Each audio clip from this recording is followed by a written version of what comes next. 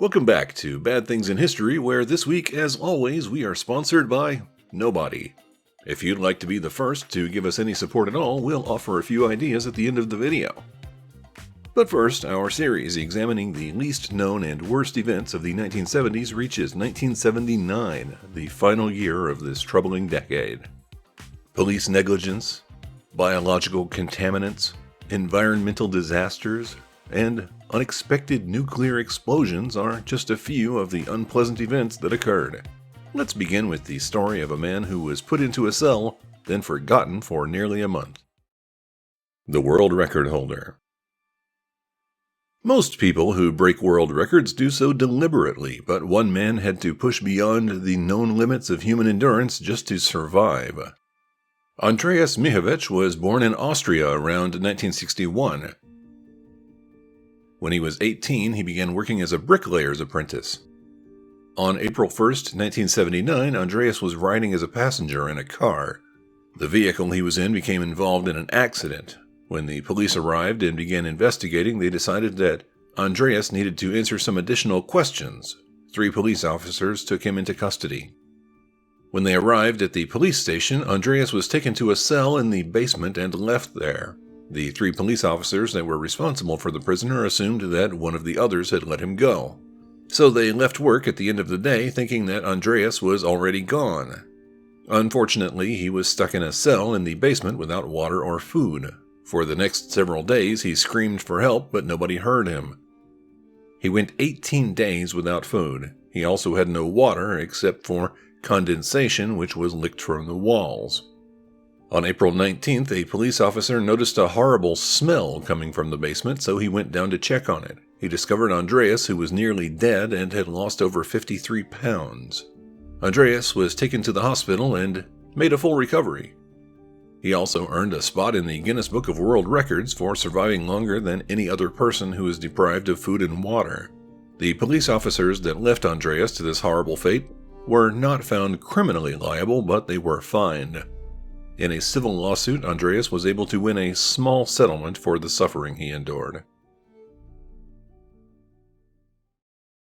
Anthrax Leak.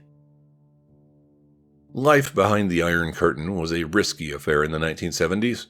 Joseph Stalin used the city of Sverdlovsk to manufacture weapons during World War II. The Soviet government continued this trend after the war, and by 1979 it had become a closed city. This meant that the entire industrial output of the area was devoted to the military, and travel to the city was not allowed without government approval. There was a good reason why the Soviet government wanted to restrict access. In addition to producing weapons, the city of Sverdlovsk also researched biological weapons. On April 2, 1979, scientists were studying the bacteria which causes anthrax. It is a deadly disease that can kill unvaccinated animals within just a few days. The weapons facility had a ventilation system which was supposed to keep pathogens from escaping. The scientists were unaware that there was a flaw in the air circulation system. A cloud of anthrax was released from the building and was blown into nearby communities. According to official estimates from the Soviet government, 95 people were infected and 68 died. There were almost certainly more casualties than reported, but nobody has determined exactly how many were killed by the escaped bacteria. The government responded by giving antibiotics to people who might have been exposed. They also began vaccinating residents to protect them from contracting the disease.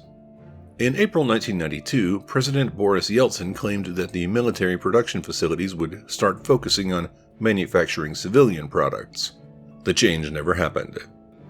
If you would like to learn more about biological weapons, then you might enjoy a previous episode called Anthrax Island. Ixtoc Oil Spill. Drilling for oil was a necessary and dangerous activity in the 1970s. The Ixtoc 1 was an oil rig which was used to dig deep beneath the ocean floor.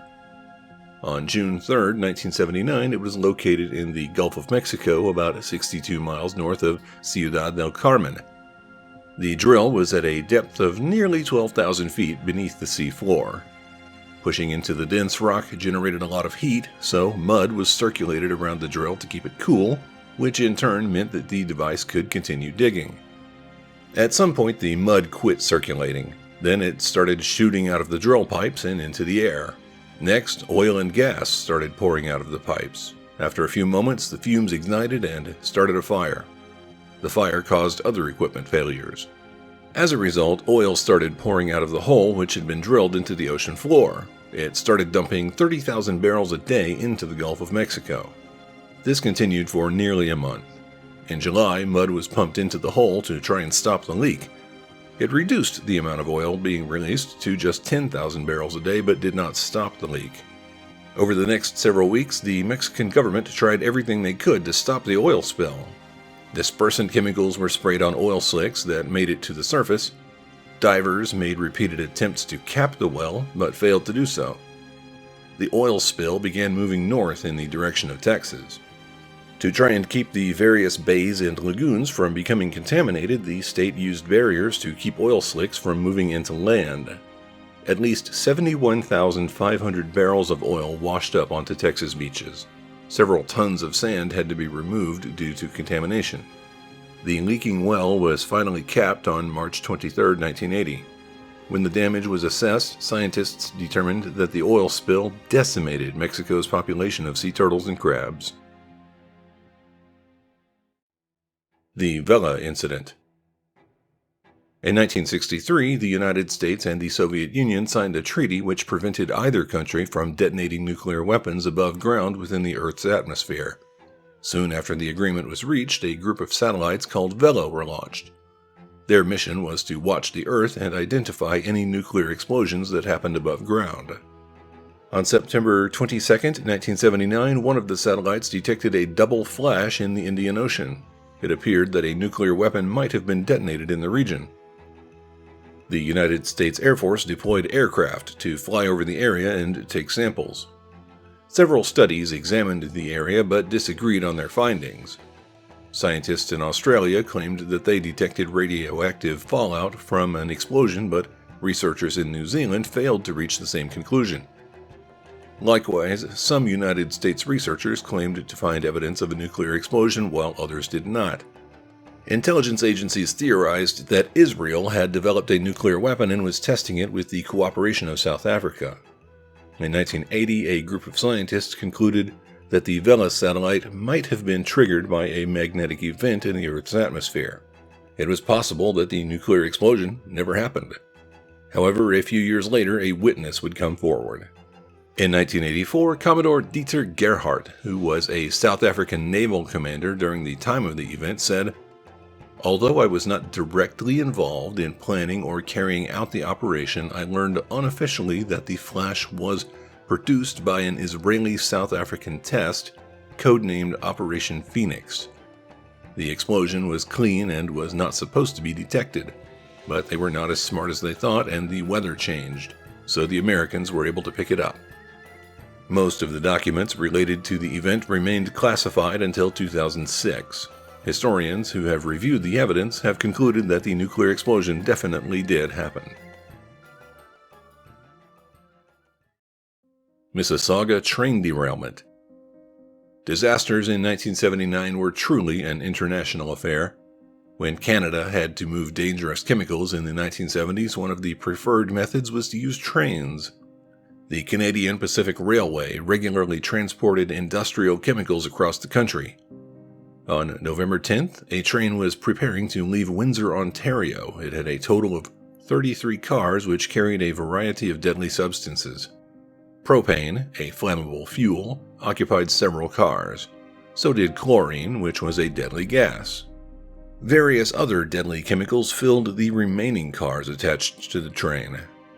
At 11:53 p.m., the train was traveling through a road crossing.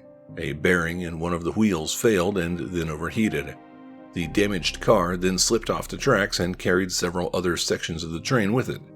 Several tanks exploded, sending a fireball 5,000 feet into the air. The fires could be seen up to 60 miles away. Firefighters began working to try to contain the fire. Meanwhile, authorities were worried that chlorine gas could emerge from the wreck and kill residents in nearby Mississauga. More than 200,000 people had to be evacuated. They were finally allowed to return to their homes on November 16th. It was the largest peacetime evacuation in North American history until Hurricane Katrina forced an evacuation of New Orleans in 2005. The British Serial Killer. During the 1970s, the most prolific serial killer in British history was busy eliminating his victims, but his crime spree would finally stop as the decade reached its end. Peter Dinsdale was born in Manchester, England on July 31, 1960. His childhood was not pleasant. Peter was born with birth defects that caused him to walk with a limp. He also developed epilepsy. And since his mother was a prostitute, Peter spent a lot of his childhood living in group homes. Peter dealt with his disappointment by setting buildings on fire and killing the people within, but nobody suspected him of being a murderous arsonist until a fateful event on December 4th. Edith Hasty was a 34-year-old mother who lived in Hull. She was asleep that night and her 3 sons were in the house. The oldest was 15. A fire broke out in the front of the house. The children realized it first. As Edith awoke, she barely had time to realize what was happening before her oldest son pushed her out a window. Edith's oldest son had saved her life, but her children couldn't save themselves and died in the fire. Edith and her children were also despised by the local community. Police weren't sure they would ever find the person who set the fire, but they decided to try. Authorities started questioning young people in the area, hoping to identify a suspect. When they began questioning Peter, the police were shocked. He freely admitted to setting the fire that killed Edith's children. Peter said he was sexually involved with one of Edith's sons and the family was trying to blackmail him, so he decided to kill them. Then Peter surprised his interrogators even more by confessing to additional crimes. He said that when he was 12, a boy at school made him angry, so he set the boy's house on fire and killed him. That was Peter's first victim. A few weeks later, he set another house on fire, though he didn't know the person. The man managed to escape the burning house but was still on fire. He ran down the street screaming while engulfed in flames until finally collapsing. Peter's victim died in the hospital a few days later. Until the fire that killed Edith's children, the police had no idea that an arsonist was killing people. The fires that Peter set looked accidental. Peter confessed to the police that he couldn't control his urges. He said, "I am devoted to fire and despise people." Peter started setting houses on fire in 1973. By the time of his capture in 1979, he was responsible for the death of 12 people. He pled guilty to his crimes on January 20th, 1981. He has been confined to a psychiatric hospital since his conviction. This is the final episode of our series about the 1970s. All terrible things, including death and suffering, must eventually end. What do you think about this troubling decade? Please share your thoughts about this strange time in human history in the comments below. And if you enjoyed this series, then make sure to subscribe to our channel. We're going to cover the 1980s next and wouldn't want you to miss the opportunity to share in more of humanity's excessive misery. If you want to support our efforts to grow the channel and keep making new content, then please be aware we do have a Patreon and we also accept PayPal donations. And if you don't want to give to the cause of history, that's okay. You can also help us by watching another episode. Thank you for watching Bad Things in History.